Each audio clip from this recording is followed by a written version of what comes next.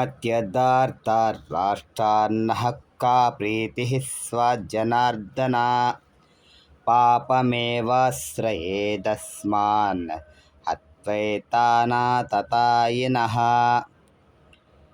తస్మాన్నర్హా వయం హంతుం ధార్తరాష్ట్రాన్ స్వబాంధవాన్ స్వజనం హి కథం హత్వా సుఖినః స్వామ్యమాధవ.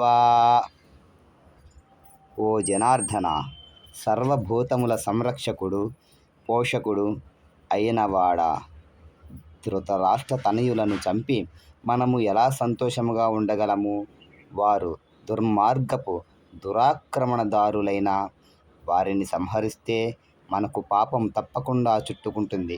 కాబట్టి ధృతరాష్ట్రుని పుత్రులను స్నేహితులను చంపడం మనకు తగదు.